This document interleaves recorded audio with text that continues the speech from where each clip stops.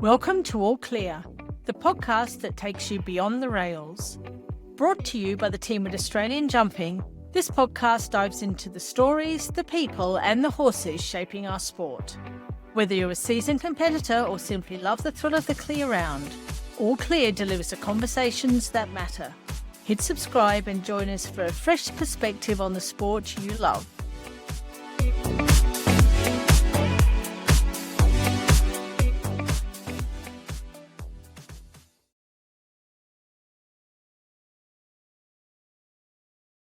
Today we're joined by one of Australia's most accomplished and respected riders, Olivia Hamood.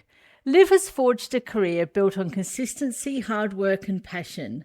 She's fresh from a string of standout results, including taking out the 2025 Queensland Senior Tiitle and achieving the feat of breeding and producing both the first and second place getters in the Tamworth World Cup qualifier earlier this year. Welcome to All Clear, Liv. Thank you so much for having me, Jo. Liv, for those who might not know your full story, can you take us back to where it all began and what those early years with horses look like? Yeah, for sure. I was born into a horsey family, actually. My dad was always in the thoroughbred industry, so breeding, selling racehorses, and he'd foal down up to 150 mares a year. And then obviously my mum was a Grand Prix show jumper. So I guess I was destined from day one to ride. And I think I was so obsessed from the get-go. I used to canter around the coffee table with a spoon in my mouth, pretending I was a horse jumping book. So it was pretty clear from day dot what I wanted to do. And I think the obsession, it's probably a sickness I think that we have. Once you've got the bug, you've got the bug and it never leaves. And ever since then, I've been riding, and I started off actually in the hack world until I was 12 years old, and then I was old enough to jump competitively at the Royals and that sort of thing. And actually, on my 12th birthday, I won the junior at the Brisbane Royal Show, and that was the end of my hacking days. I said the ponies are going, and this is what I want to do. So I was fortunate growing up having a mum that jumped World Cup and Grand Prix, and I got my first junior horse was actually Torchbearer, who was a hand-me-down from mum, and he was a fabulous horse who won World Cups, and he was shortlisted for Sydney 2000, and yeah, he's the one that got me off to the start of my jumping career, and he was phenomenal for me. And then following on from that, I had a horse called Bucks Bunny, who some of the older riders may know, and he was a fantastic horse for mum also. But I think you go from these really good junior horses to maybe the next step that's a little more difficult. And I remember as a kid falling off, being eliminated. I thought I was amazing on Torchbearer, and then I got Bucks Bunny and I was like, wow, I have a lot to learn. So that's where it all started for me. And yeah, it's been a fantastic road so far. What triggered your desire, I guess the family desire, to start breeding your own horses? Yeah, it was interesting. So we originally lived in South Australia. That's where Dad had the thoroughbred stud down there. And when we moved to Queensland, Dad pretty much gave all the thoroughbreds away. He was not interested anymore in breeding, understandably, after falling down that many every year. And I guess I went and spent a year in Europe with Ludo Philipparts. And when I came back from there, I was very excited about the business sides of it, and I knew I wanted to be in the sport long term. So for me, I decided there and then that I wanted to breed and produce horses to be able to stay in the sport for my own longevity. But also, yeah, to make a business out of it as well is what I enjoy to do. Your foundation mares, how did you come across them? So I actually started with the two mares that produced Normandy and Cha Cha Blue. So they were the first two horses that I bought, the mares in foal. And when I bought them, I knew they were good young mares. Sundance was from Germany, from a breeder that we've bought many horses off now. And she was a state premium mare, so she'd been through all the testing over there, and in foal to Nabab Darif. So when I buy a horse, I always buy it thinking in mind, if it doesn't work for me, how am I going to get out of this horse? And I thought, being in foal to Nabab Darif, it's very commercial. To my knowledge, at the time and since, I think he's been the only Nabab Darif, certainly breeding stallion anyhow, in this country. So I was lucky enough to get a colt, and we actually collected from Normandy as a younger horse and have stored some semen from him. And then the other mare was Sarah Bettina, who I bought from a lady in Victoria.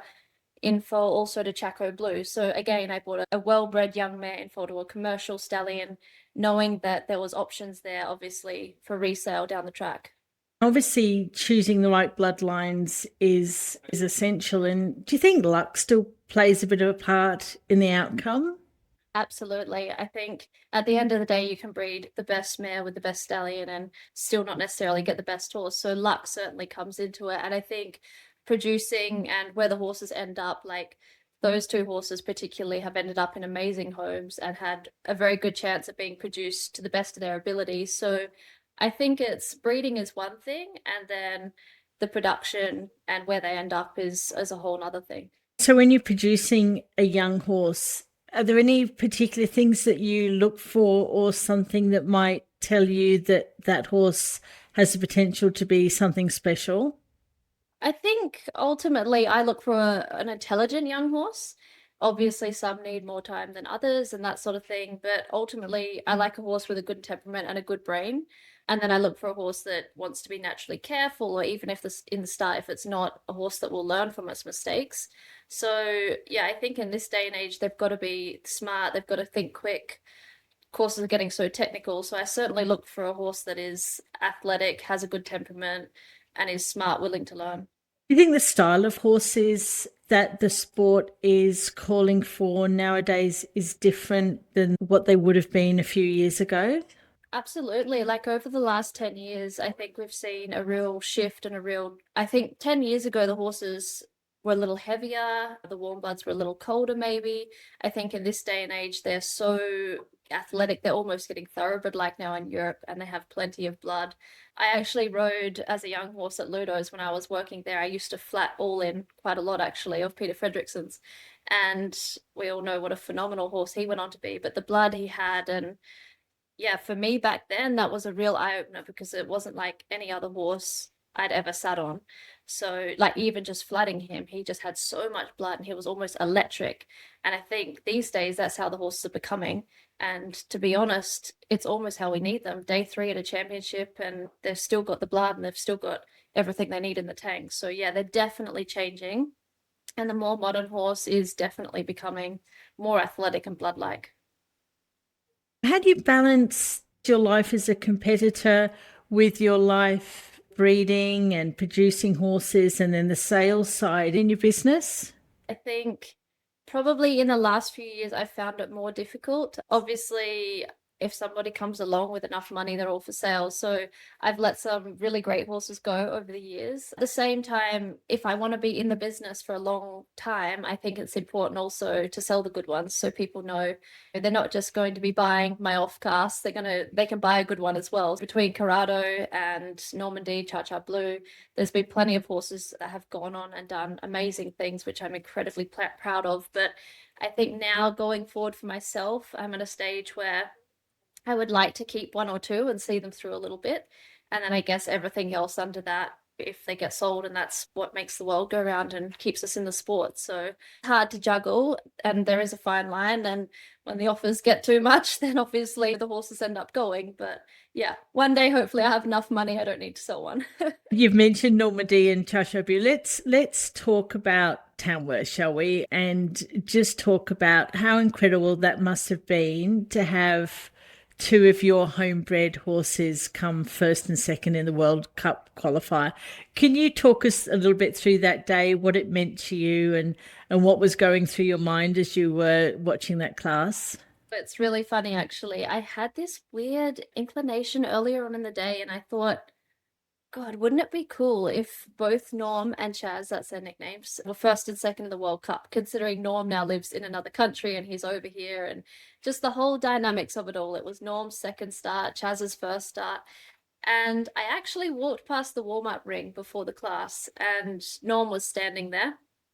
And I said, "Oh, do you mind if I get a photo with him?" So I got this photo with him before the class. And I had this real gut feeling. I didn't know which way it was going to go because I thought either of them are good enough, but I had this feeling for Norm particularly. And after the first round, I was quite emotional and pretty chuffed and extremely proud. And then after the jump off, I remember when Chaz jumped, I thought Norm was last to go, so it was going to be a GHP horse first, regardless of which way it went. And then when they were first and second, I burst into tears. It was one of the best moments in my entire career, albeit I wasn't riding them, but it was just fantastic to see two horses that you fold down. I broke them both in myself. I took them to their first shows, sold them to wonderful homes. Brooke and Oliver Edgecombe, they took Norm on as a 5-year-old from me, did a fabulous job of producing him, and now Sophie and Norm are just a match made in heaven. And the same with Sam Overton. The day I saw him ride Chaz here at home, I just thought, wow, they're built for each other. So they've ended up in the best homes. And as a breeder and a producer, it was a day that I'll never forget, and I'm very proud of it. So it was very cool. It was fantastic to see. Tell me a little bit about both those horses as youngsters. Was it smooth sailing with them over the years? Yes and no.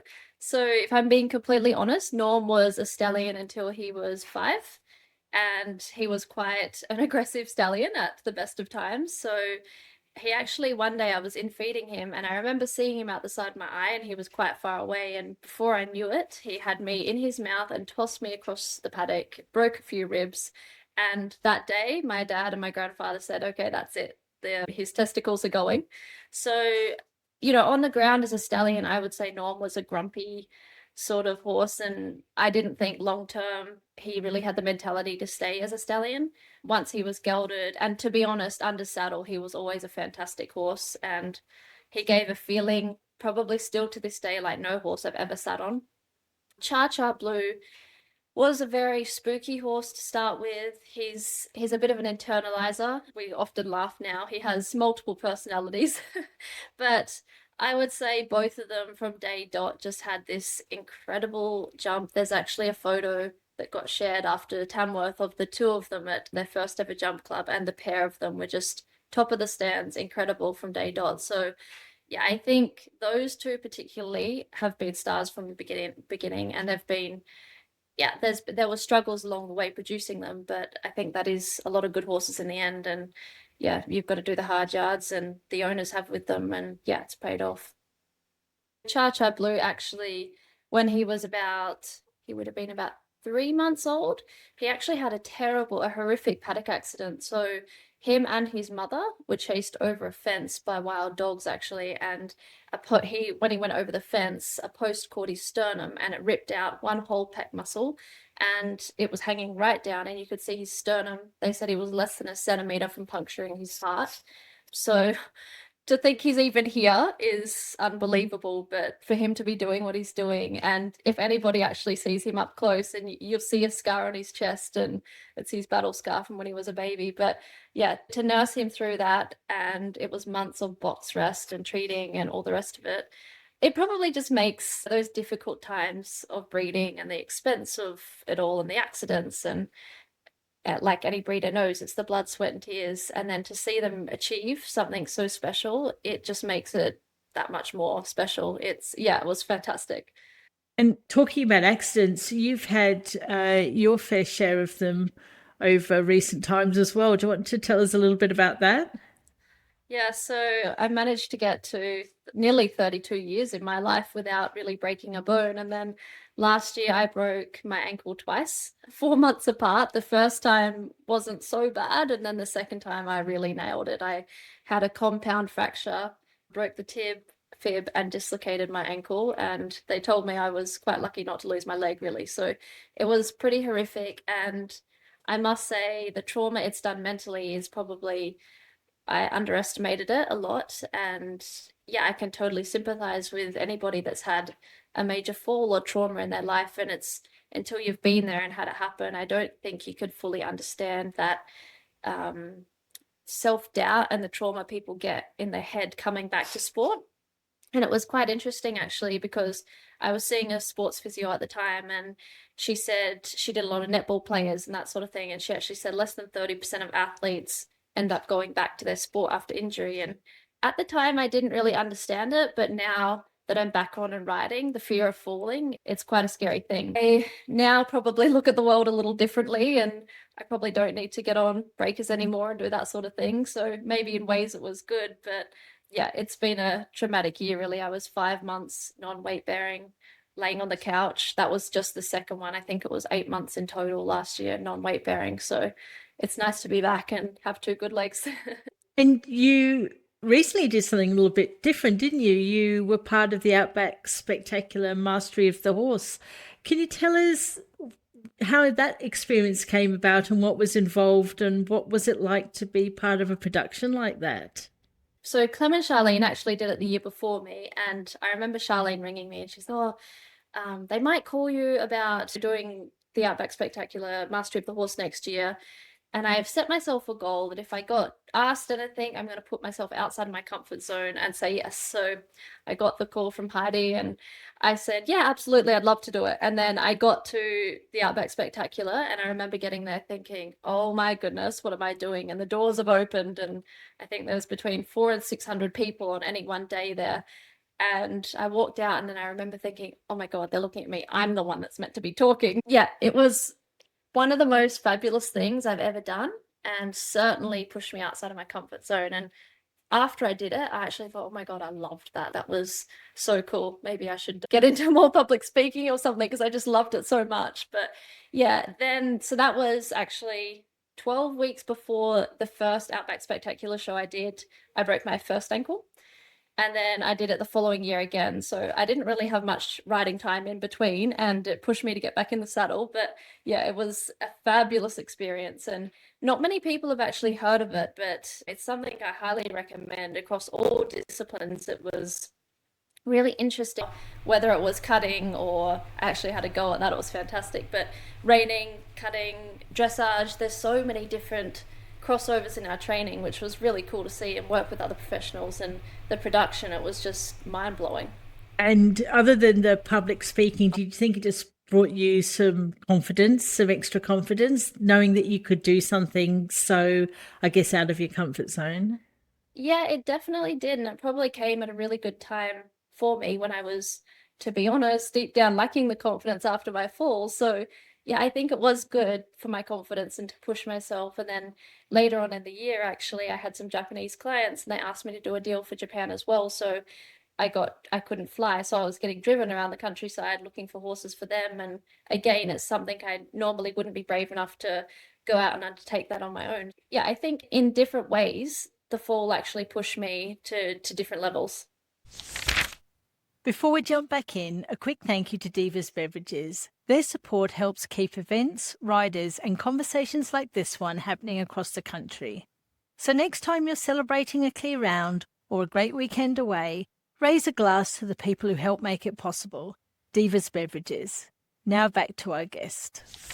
You recently just had a great win of the Queensland Senior Title. Can you tell us a little bit about your new horse, D'Angela? Is that how you pronounce her name? And how that came about, and D'Angela, and how that came about and what makes her so special? Yeah, so that she came into my life, I think it was almost meant to be. Lamb bought her last year from Linda Huddy, and she was originally with Gemma Crichton, and she bought the mare for Joel Lamb. I rode her for 1 week on the swap over between her leaving from Queensland and going down to Ali, and then I broke her leg again, so she ended up going down there a little sooner. And then it was, when was it, September this year, Ali actually sent her back up to me to be sold. And I tried to show her to a few people and it's like it was meant to be. I fell in love with the horse and I didn't get any serious bites originally on her. So I was like, I remember coming out the ring at a show and I was like, I want this horse. I need to find a way to buy it. She's not what I'm looking for. I was looking for a 6 or a 7-year-old and then I ended up buying this 12-year-old. Sometimes you have just that feeling and that click with a horse and I feel like I have that with her. So I took her to 2 shows before the state titles and she's really not had that much experience at the Grand Prix level at all. In fact, she hasn't jumped a Grand Prix to my knowledge at all. And I entered her in the senior title thinking, oh, it's maybe a little ambitious. I'll just walk the course and see how it goes. But then I thought, okay, I think I could jump to fence 7. If it's not feeling good, I'm going to leave. And I remember getting to fence 7 and I was still clear and I thought, oh, I can't leave now. So I finished the course and she shocked me actually. She jumped clean and she felt fantastic. I was last to go in the jump off and Sam Overton had an amazing jump off in front of me and he did the inside turns and My last comments to Nick and my grandfather was, I'm just going to can it around for a clean round. But typical of me, I'm probably a little competitive. And I remember jumping fence too when I saw the inside turn. So I turned inside and again on the next line. And she was phenomenal and shocked us all that she came out and won the class. But yeah, I have a really good feeling for the mare. She suits what I want to do in the fact that she's so well bred. She's actually, her grandmother is Pialotta of Edwinas, and she's by Diamont de Semele. So she fits in with my breeding program, and hopefully she's a horse that next year we can step up to a couple of World Cups and fill that gap for me, because Knockout's getting older now. So yeah, she's fitted in perfectly.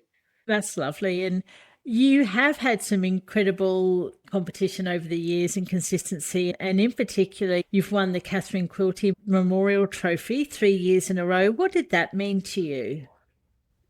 I think it's such a special honor to win that award. I remember when I was younger watching Katie Laurie win it, and Vicky Roycroft. Actually, it's another one that sticks out to me. And for me, that award is, as a woman, it's the pinnacle of Australian show jumping and to be recognised in what we do. So yeah, it's been such an honor to win that 3 times on 3 different groups of horses, actually. Yeah, and it's something I feel privileged that we have, and to honor Catherine as well. It's beautiful. So it's very special. Yeah. So the sport has changed a lot over recent years in Australia, especially. What do you think that we are getting right at the moment, and where do you see some room for growth in the future? I think what we're getting right is we have now, over the years, I think there's been some families that have imported some wonderful mares into this country. The breeding here in Australia, I find, is very good now. You only have to look at the pedigrees of the likes of the Talara, the Oaks, the Glenara.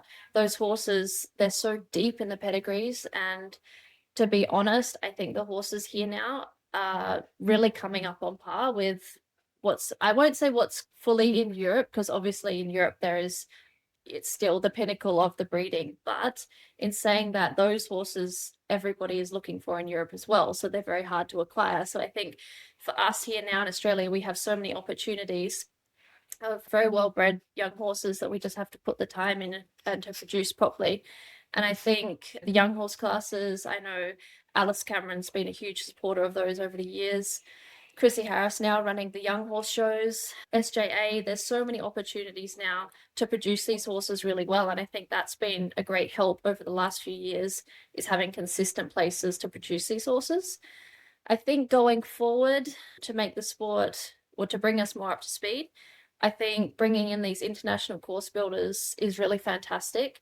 We naturally are so much slower in this country than most other places in the world, America and Europe. So I think the only way we get better and we get faster and we learn more is by bringing in these course builders. And I think also, like, good coaching, I'm not opposed to bringing in really good coaches from Europe or America or anywhere, that even our coaches can become better coaches, and then we all get better from it. So yeah, I think in the next 10 years, Australia is heading in a really good direction, and we're definitely improving greatly with better horses and better training. Yeah. So, what are your goals looking ahead, both in terms of competition and the broader direction of your breeding and sales program? Yeah, I think going forward, I think it's every little girl's dream to be on an Australian team at the Olympics or the World Equestrian Games. And I certainly don't want to rule that out yet. I have all my ambitions, and I still dream of doing that one day. And to do it on a homebred horse would be the ultimate for me. But to be able to do it on any horse, obviously, would be a fantastic thing.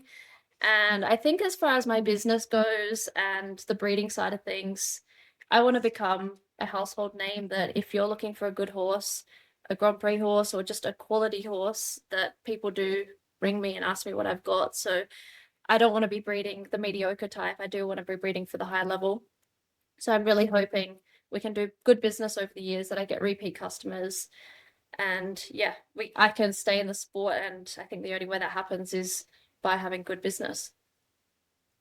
If you could go back and give your 18-year-old self some advice, what would that be? To be more patient. I'm a very impatient person, and I think to slow down and enjoy the process. Definitely when you're younger, you want it all now and you want it to happen quickly. And I think that's most young people. But then as you get older, I think you start to, especially with the young horses now, my younger self, I would have had deadlines for these young horses, what I thought they should be doing, and all of that sort of thing. And I don't know if that's come with age or my accident, but I don't feel like I need to rush or compare where my horses are at as opposed to other people's. So I think definitely my advice would be, yeah, slow down and enjoy the process. So, we've got a tradition on the podcast that each guest leaves a question for the next guest without knowing who that will be. Yours comes from James Mooney, and he would like to know, what do you do for the sport that isn't directly about yourself? Yep. So we actually did used to run a major Grand Prix show. So we did that for 6 years. So we ran that. And then recently I've actually been on the Queensland show jumping committee. So I did that for 18 months. And it was an eye opener because I don't think you really realize sitting here as a competitor how much does go on behind the scenes. And then just recently, I've joined the Queensland Show Jumping Club, which is a fantastic club and it's my local club. That's where Caboolture World Cup is run. So, yeah, I'm really excited to now be on that committee and help them run a few more things up here. So, I think giving back is actually so important. And again, when you're younger, I think you just rock up at the show and you don't really realize how much goes into it behind the scenes. And running a show and now being on these committees, you appreciate it so much more. So giving back to your sport is so important.